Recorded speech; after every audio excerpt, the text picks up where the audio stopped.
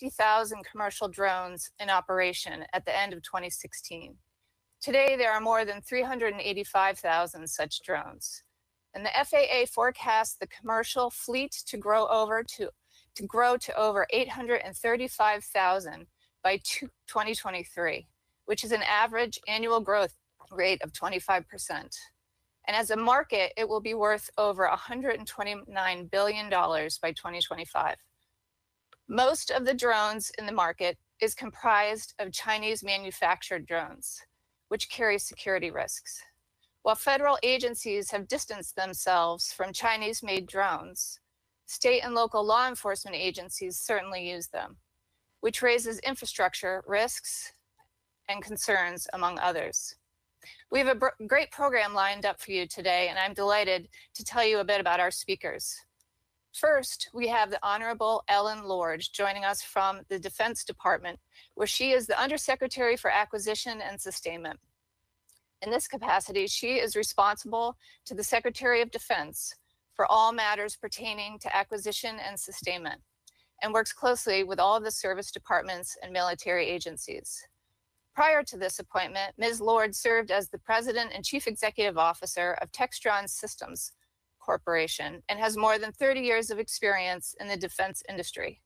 Ms. Lord is a former Vice Chairman of the National Defense Industrial Association. Following Undersecretary Lord, we have a panel of 3 speakers. They are Brendan Groves, who's the head of regulatory and policy affairs at Skydio, the largest U.S. drone manufacturer. Before joining Skydio, Brendan served most recently as the Associate Deputy Attorney General in the U.S. Department of Justice, where he managed DOJ's national security policy portfolio and developed and led DOJ's aircraft drone program.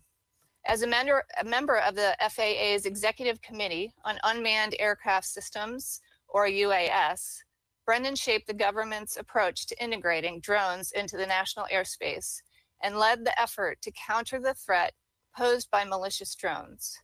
Brendan also served as special counsel to the General Counsel of the NSA, and he began his career as an Air Force JAG officer.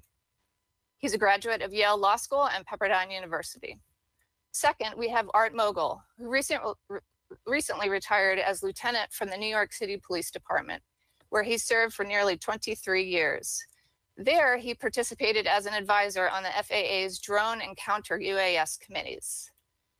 Art conducted research, development, test, and evaluation of emerging technologies, developed programs to detect, deter, and mitigate unmanned aircraft systems attacks, and he worked jointly with federal and DoD partners on the counter UAS security operations for special events in New York City. He currently serves in the U.S. Army Reserves. He's received the Bronze Star, and he has a Bachelor of Science degree from New York University's Stern School of Business. And finally, my colleague and co-author of the report, Chinese-Made Drones, a Direct Threat Whose Use Should Be Curtailed, is J.V. Venable. J.V. is a Senior Research Fellow for Defense Policy at the Heritage Foundation, where he focuses on air and space issues. He's a 25-year veteran of the U.S. Air Force. He's served in 3 combat operations, served at 16 locations around the world as a forward air controller, fighter pilot, staff officer, and commander. And he's the former commander of the celebrated Thunderbirds.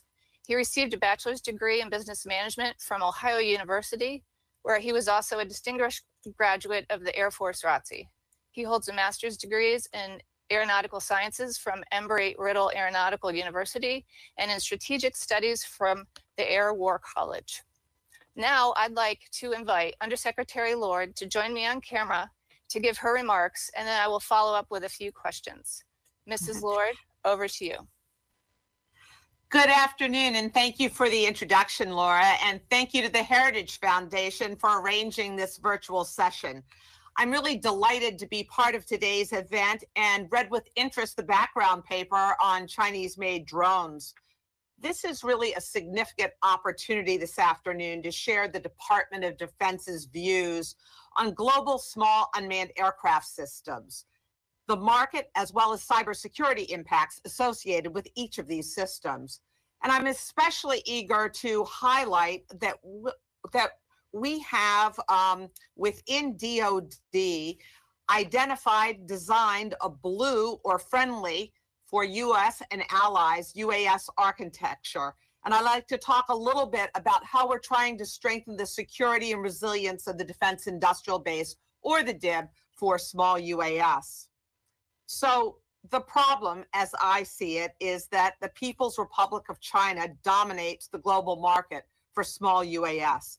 Specifically, a single Chinese company, DJI, has maintained a monopoly in UAS manufacturing with around 77% of the small UAS market share.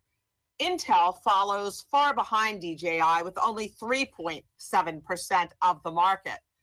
For small UAS technology in the $1,000 to $2,000 price segment, DJI's market share is even higher at approximately 86%.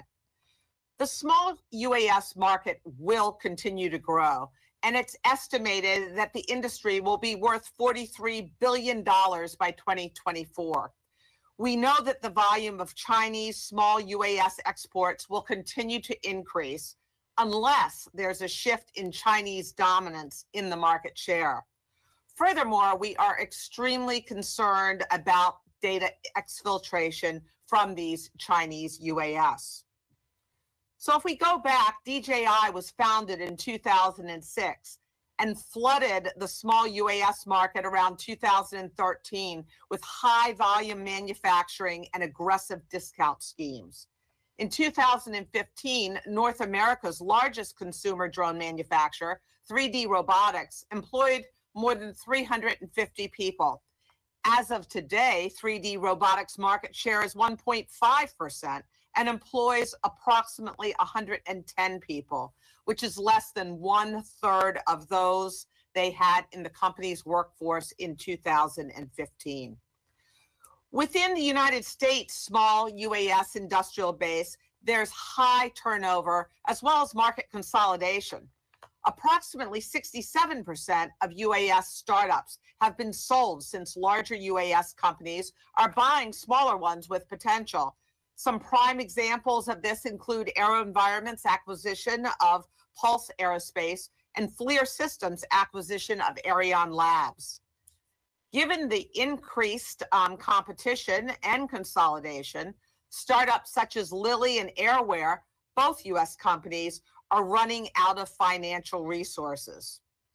Other smaller companies such as GoPro's Karma and Parrot SA, which is a French company, are unable to compete and are exiting the drone market altogether. So there are three challenges leading to this. One is the cost-imposing regulations we have in the U.S. This includes the cost to develop and validate airworthiness, obtain certifications, have trained pilots, and to meet all the U.S. standards for UAS operations. Also, because DJI has a very established market share, they can incrementally improve what they have. However, the price of entry is very significant for a new startup, first to establish capability field and then continue to invest in that capability, as well as to advertise and to get a customer base that is loyal to them.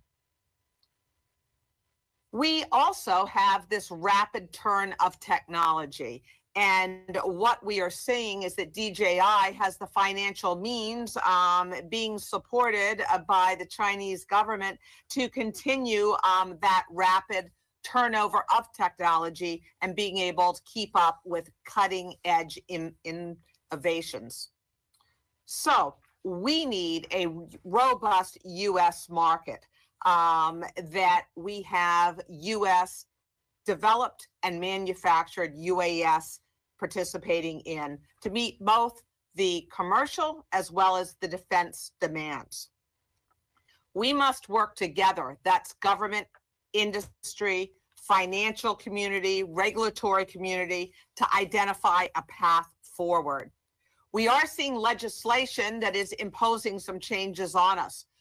Through Section 848 of the FY20 National Defense Authorization Act, or NDAA, Congress set clear rules around foreign-produced UAS, as well as the types of critical UAS components that may be procured and operated. So specifically, the Department of Defense may not operate, enter into, or renew a contract for the procurement of UAS or any related services and equipment that are manufactured in a covered foreign country or by an entity domiciled in a covered foreign country. Now, this term covered foreign country most notably includes the People's Republic of China. So what has DoD done?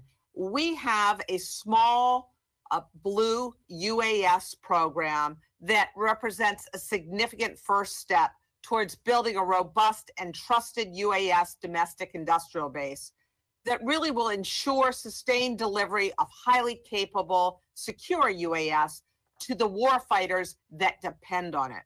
Our Blue Small UAS program is the culmination of 18 months of work by the Army and the Defense Innovation Unit to tailor the best technology from U.S. and allied companies to develop inexpensive small UAS defined as Group 1 and 2 UAS, which are under 55 pounds for the warfighter. Due to the work of the Blue Small UAS program, we are proud to announce the availability of the following 5 U.S. manufactured drones that provide trusted, secure small UAS options to federal, state, and local governments through the General Services Administration, or GSA, catalog later this month. The first is Altivian M440C. Secondly, Parrot Anafi USA. Third, Skydio X2. Fourth, Teal Golden Eagle. And fifth, Vantage Robotics Vesper.